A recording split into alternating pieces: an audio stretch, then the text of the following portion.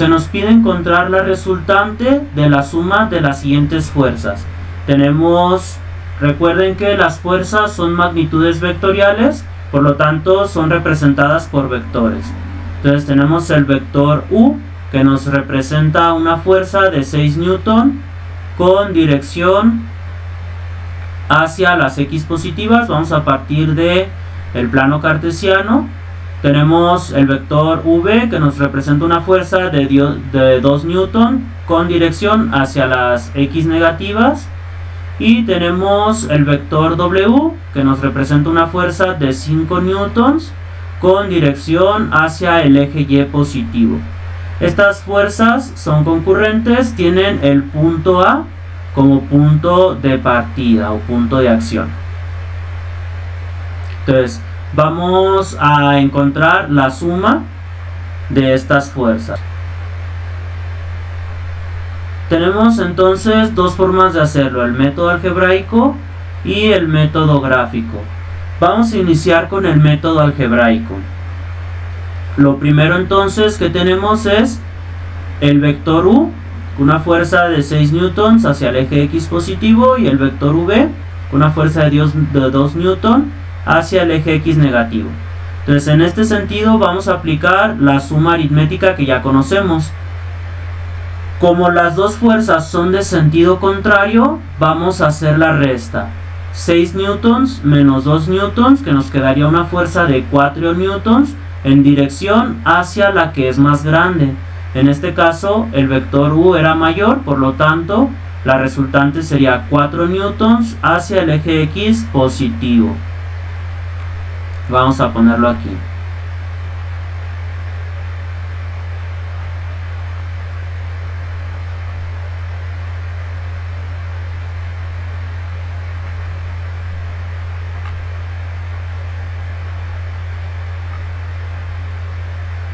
Y entonces vamos a tener que este vector nos va a representar la suma de las fuerzas U más V.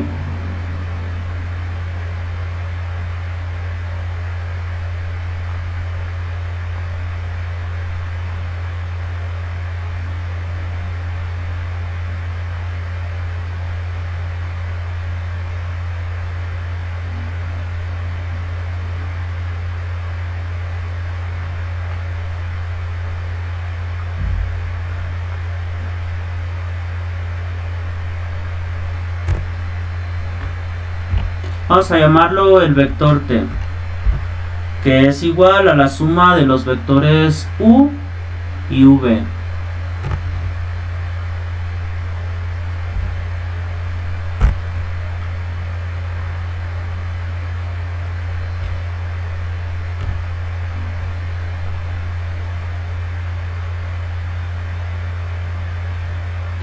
Y a su vez tenemos que el vector T tiene una magnitud de 4 newtons hacia con sentido X positivo.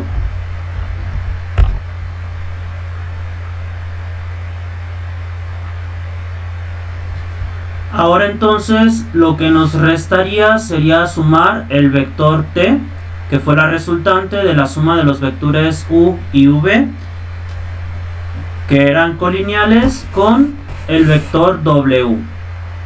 Entonces aquí, si nosotros nos damos cuenta, se forma un triángulo rectángulo. Aquí lo que podemos hacer es, vamos a trazar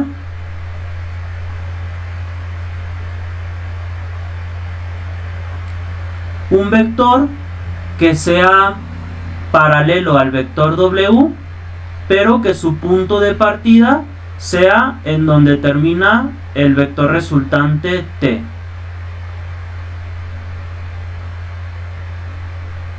Vamos a construir unas figuras auxiliares.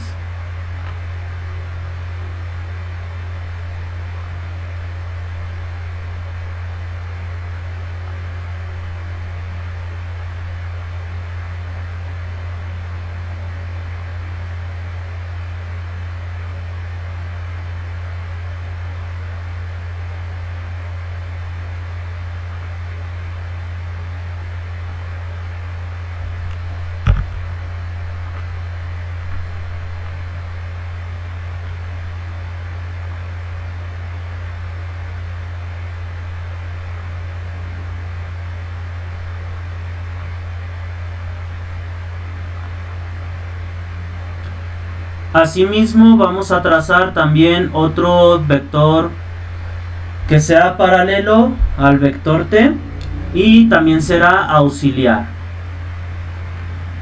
Vamos a trazarlo en donde termina el vector w y en este sentido donde termina el vector w' auxiliar que habíamos trazado.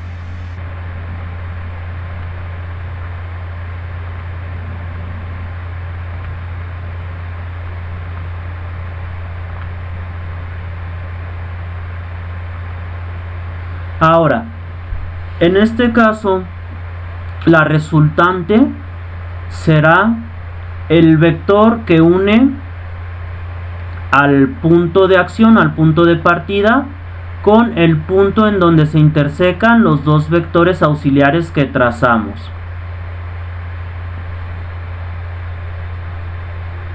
Este sería ya la resultante que estamos buscando.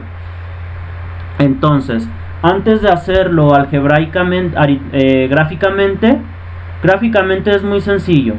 Si nosotros lo hiciéramos a escala con una regla, pues bastaría medir con la regla cuánto mide desde el punto de acción hasta el punto final y con un transportador el ángulo.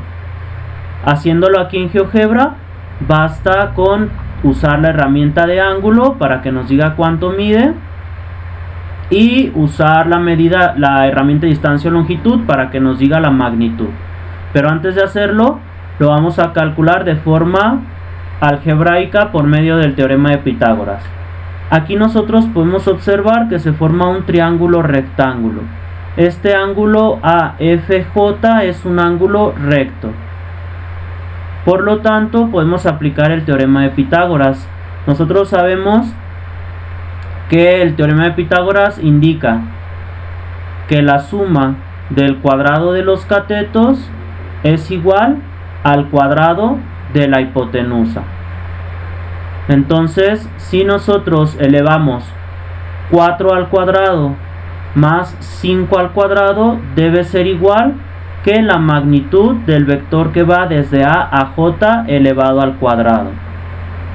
En ese caso nosotros tenemos que 4 al cuadrado es 16, 5 al cuadrado es 25, 25 más 16, ¿cuánto es?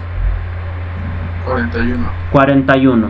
Quiere decir entonces que la magnitud de este vector elevado al cuadrado es 41. Sin embargo, nosotros no queremos saber este valor elevado al cuadrado. Por lo tanto, la magnitud de este vector será raíz cuadrada de 41. ¿Dudas con esta parte?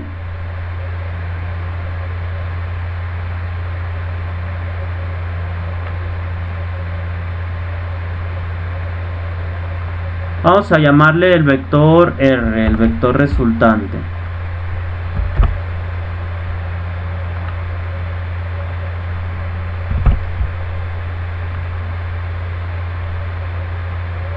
Entonces ya conocemos la magnitud del vector resultante, que es raíz cuadrada de 41. Podemos nosotros ver aproximadamente a cuánto es igual a raíz cuadrada de 41 en decimal.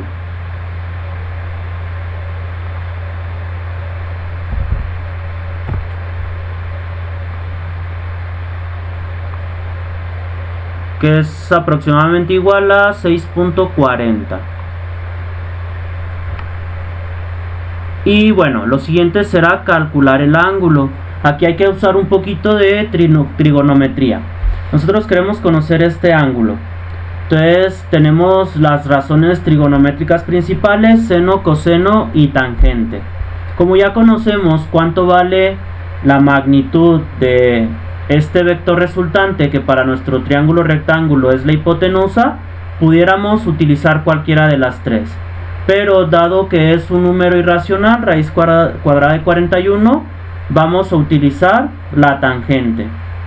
La tangente de un ángulo es la relación que existe entre el cateto opuesto y el cateto adyacente. Entonces, si nosotros queremos sacar la tangente, tendríamos que dividir, en este caso, 5 entre 4. Pero como no queremos conocer la tangente, sino cuánto mide el ángulo, Entonces vamos a calcular el arcotangente, que es la inversa de la tangente. Entonces vamos a buscar el arcotangente de 5 entre 4. En este caso el arcotangente de 5 entre 4 es 51.34. Es lo que mide el ángulo. Ahora entonces sí vamos a hacerlo por medio de GeoGebra para corroborar estos valores. Y aquí pues bueno, efectivamente vemos que el ángulo, la apertura de este ángulo resultante es de 51.34 grados. Y vamos a solicitar la distancia.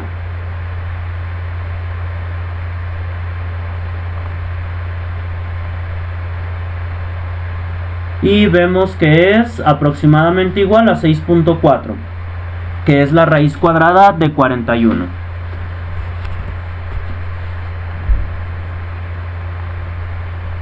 Entonces nosotros podemos concluir que la resultante de la suma de las fuerzas de los vectores U igual a 6 newton, V igual a 2 newton y W igual a 5 newtons es de raíz cuadrada de 41 con dirección a 51.34 grados. Esa sería la respuesta final. Siempre que tenemos números irracionales, es preferible dejarlo expresado en su forma irracional, en su forma de raíz, que poner una aproximación. Porque al final de cuentas, el escribir, por ejemplo, aquí 6.4, pues es una aproximación.